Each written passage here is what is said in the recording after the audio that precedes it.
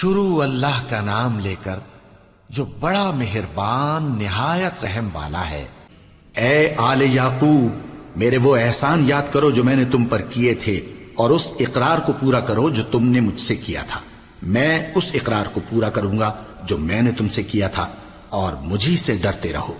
اور جو کتاب میں نے اپنے رسول محمد صلی اللہ علیہ وآلہ وسلم پر نازل کی ہے، جو تمہاری کتاب یعنی تورات کو سچا کہتی ہے، اس پر ایمان لاؤ اور اس سے منکر اول نہ بنو، اور میری آیتوں میں تحریف کر کے ان کے بدلے تھوڑی سی قیمت یعنی دنیاوی منفعت نہ حاصل کرو، اور مجھی سے خوف رکھو، اور حق کو باطل کے ساتھ نہ ملاؤ، اور سچی بات کو جان بوجھ کر نہ چھپاؤ، اور نماز پڑھا کرو اور زکوٰۃ دیا کرو، اور اللہ کے آگے جھکنے والوں کے ساتھ جھکا کرو۔ یہ کیا عقل کی بات ہے کہ تم لوگوں کو نیکی کرنے کو کہتے ہو اور اپنے تئیں فراموش کیے دیتے ہو، حالانکہ تم اللہ کی کتاب بھی پڑھتے ہو؟ کیا تم سمجھتے نہیں؟ اور رنج و تکلیف میں صبر اور نماز سے مدد لیا کرو، اور بے شک نماز گراں ہے، مگر ان لوگوں پر گراں نہیں جو عجز کرنے والے ہیں، جو یقین کیے ہوئے ہیں کہ وہ اپنے پروردگار سے ملنے والے ہیں اور اس کی طرف لوٹ کر جانے والے ہیں۔ اے یعقوب کی اولاد، میرے وہ احسان یاد کرو جو میں نے تم پر کیے تھے، اور یہ کہ میں نے تم کو جہان کے لوگوں پر فضیلت بخشی تھی۔ اور اس دن سے ڈرو جب کوئی کسی کے کچھ بھی کام نہ آئے، اور نہ کسی کی سفارش منظور کی جائے، اور نہ کسی سے کسی طرح کا بدلہ قبول کیا جائے، اور نہ لوگ کسی اور طرح مدد حاصل کر سکیں۔ اور ہمارے ان احسانات کو یاد کرو جب ہم نے تم کو قوم فرعون سے نجات بخشی۔ وہ لوگ تم کو بڑا دکھ دیتے تھے، تمہارے بیٹوں کو تو قتل کر ڈالتے تھے اور بیٹیوں کو زندہ رہنے دیتے تھے، اور اس میں تمہارے پروردگار کی طرف سے بڑی سخت آزمائش تھی۔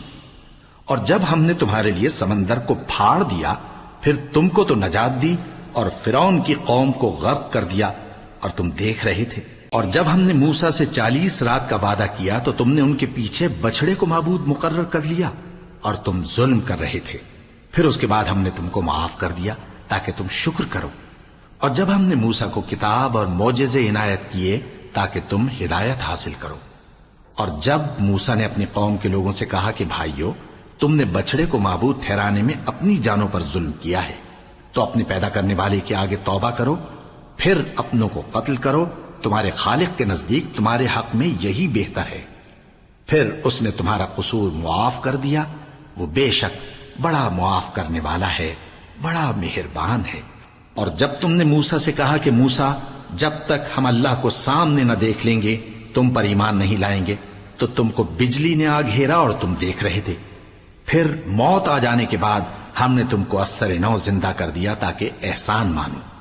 اور ہم نے بادل کا تم پر سایہ کیے رکھا اور تمہارے لیے من و سلوہ اتارتے رہے کہ جو پاکیزہ چیزیں ہم نے تم کو عطا فرمائی ہیں ان کو کھاؤ پیو، مگر تمہارے بزرگوں نے ان نعمتوں کی کچھ قدر نہ جانی، اور وہ ہمارا کچھ نہیں بگاڑتے تھے بلکہ اپنا ہی نقصان کرتے تھے۔ اور جب ہم نے ان سے کہا کہ اس گاؤں میں داخل ہو جاؤ اور اس میں جہاں سے چاہو خوب کھاؤ پیو، اور دیکھنا دروازے میں داخل ہونا سجدہ کرتے ہوئے اور حطوتن کہنا، ہم تمہارے گناہ معاف کر دیں گے اور نیکی کرنے والوں کو اور زیادہ دیں گے۔ تو جو ظالم تھے انہوں نے اس لفظ کو جس کا ان کو حکم دیا تھا بدل کر اس کی جگہ اور لفظ کہنا شروع کیا، پس ہم نے ان ظالموں پر آسمان سے عذاب نازل کیا کیونکہ نافرمانیاں کیے جاتے تھے۔